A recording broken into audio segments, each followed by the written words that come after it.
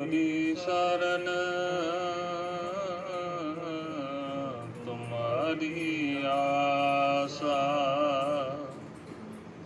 तुम ही सज्जन सुहेले,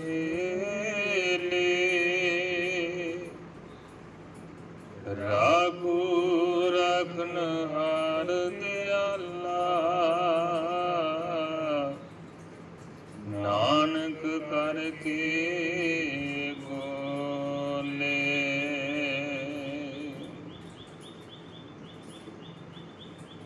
तुम्हारी शरण तुम्हारी आशा,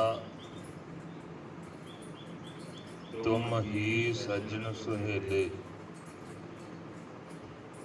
हे प्रभु, हे निरंकार, ਅਸੀਂ ਤੇਰੇ ਆਸਰੇ ਹਾਂ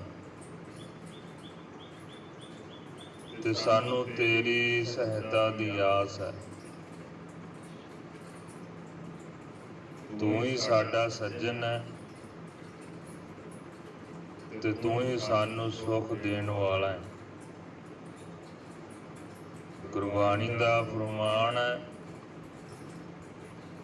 ਮਨੁੱਖ ਕੀ ਟੇਕ ਬਿਰਥੀ ਸਭ ਜਾਣ, ਦੇਵਨ ਕਉ ਏਕੈ ਭਗਵਾਨ।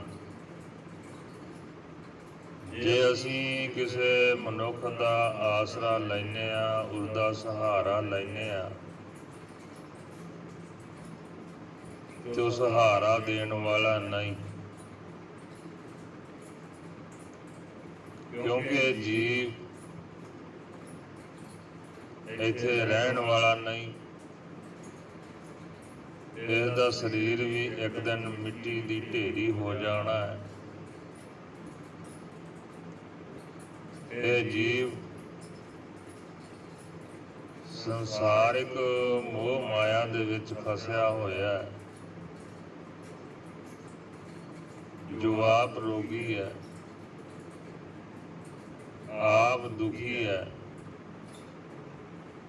ਤੇ ਕਿਸੇ ਦਾ ਸੁੱਖ ਕਿਵੇਂ ਵੰਡਾ ਸਕਦਾ ਹੈ। ਦੁਨਿਆਵੀ ਤੌਰ ਤੇ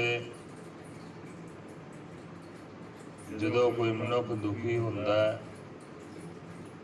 ਤਾਂ ਕਿਸੇ ਕੋਲ ਆਪਣੇ ਦੁੱਖ ਖੋਲਦਾ ਹੈ, ਤੇ ਅੱਗੇ ਸੁਣਨ ਵਾਲਾ ਉਹ ਵੀ ਉਤਾਵਲਾ ਹੁੰਦਾ ਹੈ ਕਿ ਮੈਂ ਆਪਣੇ ਦੁੱਖ ਇਸ ਨੂੰ ਦੱਸਾਂ। ਪਰ ਸਾਰੇ ਹੀ ਦੁਖੀ ਹੈ। ਜਦੋਂ ਕਿਸੇ ਨੂੰ ਦੁੱਖ ਸੁਣਾਉਣੇ ਆ ਤੇ ਪਹਿਲਾਂ ਆਪਣਾ ਦੁੱਖ ਦੱਸਣ ਵਾਸਤੇ ਅਗਲਾ ਤਿਆਰ ਬੈਠਾ ਹੁੰਦਾ। ਨਾਨਕ ਦੁਖੀਆ ਸਭ ਸੰਸਾਰ।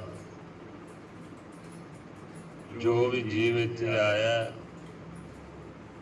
ਸਭ ਦੁਖੀ ਹੈ, ਸਭ ਰੋਗੀ ਹੈ। ਕੋਈ ਸਰੀਰ ਕਰਕੇ ਰੋਗੀ ਹੈ, ਤਨ ਕਰਕੇ ਰੋਗੀ ਹੈ, ਤੇ ਕੋਈ ਮਨ ਕਰਕੇ ਰੋਗੀ ਹੈ। ਬਚਿਆ ਕਿਹੜਾ? ਜਿਹੜਾ ਪਰਮਾਤਮਾ ਦਾ ਨਾਮ ਲੈਂਦਾ, ਉਸਨੂੰ ਸਿਮਰਦਾ, ਉਸਨੂੰ ਧਿਆਉਂਦਾ ਹੈ। ਸਰੀਰ ਤੇ ਜ਼ਰੂਰ ਕਸ਼ਟ ਹੁੰਦੇ ਆ, ਪਰ ਉਹਨਾਂ ਕਸ਼ਟਾਂ ਨੂੰ ਸਹਾਰਦਾ ਹੋਇਆ ਫਿਰ ਵੀ ਉਹਨਾਂ ਦਾ ਮਨ ਨਹੀਂ ਡੋਲਦਾ, ਕਿਉਂਕਿ ਮਨ ਪਰਮਾਤਮਾ ਦੇ ਨਾਲ ਜੁੜਿਆ ਹੁੰਦਾ।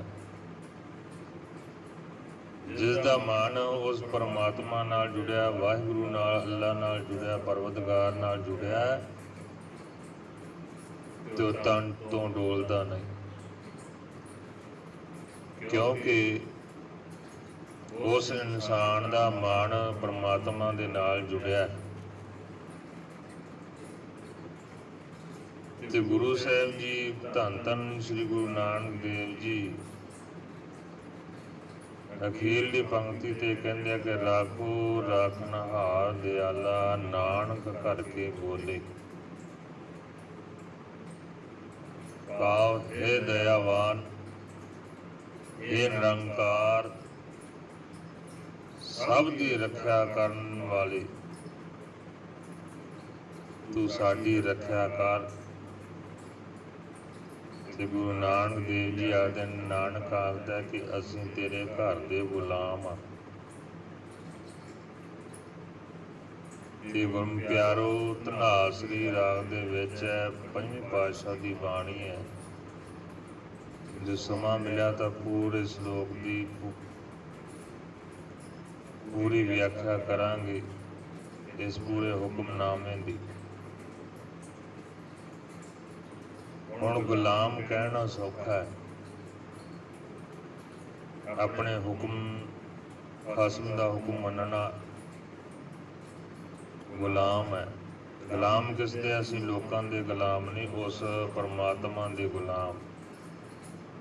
ਭਾਵ ਜੋ ਉਹ ਪਰਮਾਤਮਾ ਆਖਦਾ, ਉਹ ਨਿਰੰਕਾਰ ਆਖਦਾ ਹੈ, ਉਸ ਦੇ ਹੁਕਮ ਦੇ ਵਿੱਚ ਰਹਿਣਾ, ਉਸ ਨੂੰ ਅਸੀਂ ਗੁਲਾਮ ਆਖਦੇ ਹਾਂ। ਜੇ ਕਿਤੇ ਸਾਨੂੰ ਕਿਤੇ ਮਾੜੀ ਮੋਟੀ ਖੁਸ਼ੀ ਮਿਲ ਜਾਵੇ ਦੁਨਿਆਵੀ ਲੋਕਾਂ ਤੋਂ, ਆਪਦੇ ਪਰਿਵਾਰ ਦੇ ਵਿੱਚੋਂ, ਸਾਕ ਸੰਬੰਧੀਆਂ ਦੇ ਵਿੱਚੋਂ, ਤੇ ਅਸੀਂ ਛਾਲਾਂ ਮਾਰਦੇ ਫਿਰਦੇ ਹਾਂ, ਹਵਾ 'ਚ ਉੱਡਦੇ ਹਾਂ। ਤੇ ਜੇ ਕਿਤੇ ਮਾੜਾ ਮੋਟਾ ਸਾਨੂੰ ਦੁੱਖ ਮਿਲ ਜਾਵੇ, ਭਾਵੇਂ ਪਰਿਵਾਰ 'ਚੋਂ ਆ ਜਾਂ ਸਾਕ ਸੰਬੰਧੀਆਂ ਦੇ ਵਿੱਚੋਂ ਹੈ, ਤੇ ਅਸੀਂ ਧਰਤੀ 'ਤੇ ਲਿਟਣ ਲੱਗ ਜਾਂਦੇ ਹਾਂ, ਉੱਚੀ ਉੱਚੀ ਗਊ ਕਰਲਾਟ ਪਾਉਂਦੇ ਆ, ਪਿੱਟਦੇ ਆ। ਪਰ ਨਹੀਂ, ਇਹ ਉਸ ਅਕਾਲ ਪੁਰਖ ਦਾ ਹੁਕਮ ਨਹੀਂ। ਜੇਤੀ ਸਮਗਰੀ ਦੇਖੋ ਰੇ ਨਰ, ਤੇਤੀ ਹੀ ਛੱਡ ਜਾਣੀ। ਜੋ ਆਇਆ ਸੋ ਚੱਲ ਸੀ, ਸਭ ਕੋ ਆਈ ਵਾਰੀਆ। ਇੱਥੇ ਕਿਸੇ ਨੇ ਵੀ ਸਥਿਰ ਨਹੀਂ ਰਹਿਣਾ, ਸਭ ਨੇ ਇੱਕ ਦਿਨ ਚਲੇ ਜਾਣਾ ਹੈ। ਪਰ ਉਹਦਾ ਪਰਮਾਤਮਾ ਦਾ ਭਾਣਾ ਮੰਨਣਾ ਜ਼ਰੂਰੀ ਹੈ। ਕਹਿਣਾ ਸੌਖਾ ਪਰ ਮੰਨਣਾ ਬਹੁਤ ਜ਼ਰੂਰੀ ਹੈ। ਉਸ ਦਾ ਜੋ ਸਾਡਾ ਖਸਮ ਹੈ, ਉਹ ਮਾਲਕ ਹੈ, ਉਸਦੇ ਗੁਲਾਮ ਬਣਨਾ ਬਹੁਤ ਔਖਾ ਹੈ। ਜਿੰਨਾ ਅਸੀਂ ਸੌਖਾ ਸਮਝਦੇ ਹਾਂ, ਜਿੰਨਾ ਕਹਿਣਾ ਸੌਖਾ ਹੈ, ਓਨਾ ਹੀ ਮੰਨਣਾ ਬਹੁਤ ਔਖਾ ਹੈ। ਜੋ ਉਸਦਾ ਹੁਕਮ ਹੈ ਪਰਮਾਤਮਾ ਦਾ, ਉਹ ਅਟੱਲ ਸੱਚਾਈ ਹੈ ਤੇ ਹੋ ਕੇ ਰਹਿੰਦਾ। ਪਰ ਜੇ ਅਸੀਂ ਕਹੀਏ ਕਿ ਸਾਡੇ ਮੁਤਾਬਕ ਸਭ ਕੁਝ ਹੋ ਹੀ ਜਾਵੇ, ਜਾਂ ਉਹ ਪਰਮਾਤਮਾ ਕਰੇ ਜਿਵੇਂ ਅਸੀਂ ਚਾਹੁੰਦੇ ਹਾਂ, ਤੇ ਫਿਰ ਪਰਮਾਤਮਾ ਨੂੰ ਪਰਮਾਤਮਾ ਕੌਣ ਕਹੇ? ਉਸ ਰੱਬ ਨੂੰ ਰੱਬ ਕੌਣ ਕਹੇ? ਜੇ ਸਾਡੇ ਜੀਵਾਂ ਦੇ ਆਖੇ ਸਭ ਕੁਝ ਹੁੰਦਾ ਹੋਵੇ, ਤੇ ਰੱਬ ਨੂੰ ਕੋਈ ਰੱਬ ਨਾ ਸਮਝੇ, ਉਸ ਪਰਮਾਤਮਾ ਨੂੰ ਕੋਈ ਪਰਮਾਤਮਾ ਨਾ ਸਮਝੇ। ਜਿਵ ਜਿਵ ਹੁਕਮ ਤਿਵੈ ਤਿਵਕਾਰ। ਜਿਵੇਂ ਉਸ ਪਰਮਾਤਮਾ ਦਾ ਹੁਕਮ ਹੁੰਦਾ ਹੈ, ਤੇ ਉਸ ਸੰਸਾਰਕ ਜੀਵਾਂ ਨੂੰ ਉਸਦਾ ਹੁਕਮ ਮੰਨਣਾ ਪੈਂਦਾ ਹੈ। ਇੱਥੇ ਕਿਸੇ ਦਾ ਜ਼ੋਰ ਨਹੀਂ ਚੱਲਦਾ। ਤੇ ਦੁਨਿਆਵੀ ਤੌਰ 'ਤੇ ਕੋਈ ਜੇ ਕਿਸੇ ਦਾ ਜ਼ੋਰ ਚੱਲਦਾ ਤੇ ਬਾਅਦ ਦੇ ਵਿੱਚ ਦੁਖੀ ਵੀ ਹੁੰਦੇ ਆ। ਸੁਖੀ ਉਹੀ ਹੈ ਜੋ ਪਰਮਾਤਮਾ ਦਾ, ਉਸ ਪਰਮੇਸ਼ਰ ਦਾ ਨਾਮ ਲੈਂਦਾ ਹੈ, ਉਸ ਪਰਮਾਤਮਾ ਦਾ ਭਾਣਾ ਮੰਨਦਾ, ਉਸਦੀ ਰਜ਼ਾ ਦੇ ਵਿੱਚ ਰਹਿੰਦਾ। ਜੇ ਕੋਈ ਉਸਦੀ ਰਜ਼ਾ ਤੋਂ ਉਲਟ ਜਾਂਦਾ ਤੇ ਕਦੇ ਵੀ ਸੁੱਖ ਨਹੀਂ ਪਾਉਂਦਾ, ਸਦਾ ਉਹਨਾਂ ਨੂੰ ਲਾਹਨਤਾਂ ਪੈਂਦੀਆਂ। ਸੱਚੇ ਮਾਰਗ ਚੱਲਦਿਆਂ ਉਸਤਤ ਕਰੇ ਜਹਾਨ। ਉਸਤਤ ਉਹਨਾਂ ਦੀ ਹੁੰਦੀ ਹੈ, ਵਡਿਆਈ ਉਹਨਾਂ ਦੀ ਹੁੰਦੀ ਹੈ ਜੋ ਆਪਣੇ ਮਾਲਕ ਦੇ ਕਹਿਣੇ ਦੇ ਵਿੱਚ ਚੱਲਦੇ ਆ। ਤੇ ਮਾਲਕ ਉਹਨਾਂ ਦੀ ਰੱਖਿਆ ਕਰਦਾ ਜੋ ਮਾਲਕ ਦੇ ਆਖੇ ਵਿੱਚ ਰਹਿੰਦਾ, ਉਹਦੇ ਕਹਿਣੇ ਚਿੱਤ ਚੱਲਦਾ।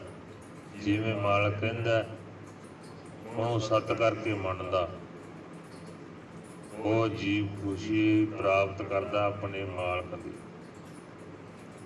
ਉਹ ਤੋਂ ਖੁਸ਼ੀਆਂ ਲੈਂਦਾ, ਸੁੱਖ ਲੈਂਦਾ, ਤੇ ਹਰ ਟਾਈਮ ਮਾਲਕ ਦਾ ਉਹਦੇ ਉੱਪਰ ਹੱਥ ਰਹਿੰਦਾ, ਜੋ ਮਾਲਕ ਦੇ ਕਹਿਣੇ ਤੇ ਚੱਲਦਾ। ਤੇ ਇਸੇ ਕਰਕੇ ਆਖੀਏ ਲੋਕ ਸੁਖੀਏ ਪਰ ਲੋਕ ਸੁਹੇਲੇ, ਨਾਨਕ ਹਰ ਪ੍ਰਭ ਆਪੈ ਮੇਲੇ।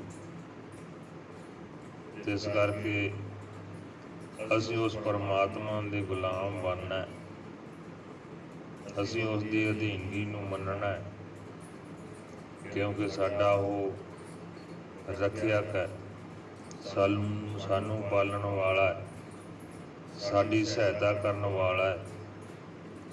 ਤੇ ਅਸੀਂ ਵੀ ਸਿਰਫ ਉਸੇ ਦੀ ਆਸ ਰੱਖਣੀ ਹੈ, ਕਿਸੇ ਮਨੁੱਖ ਦੀ ਟੇਕ ਨਹੀਂ ਜਾਣਨੀ, ਕੋਈ ਸਹਾਰਾ ਨਹੀਂ ਜਾਣਨਾ, ਕਿਉਂਕਿ ਇਹ ਜਨਮ ਮਰਨ ਪਰਮਾਤਮਾ ਦੇ ਹੱਥ ਵਿੱਚ ਹੈ, ਉਸ ਨਿਰੰਕਾਰ ਦੇ ਹੱਥ ਵਿੱਚ ਹੈ।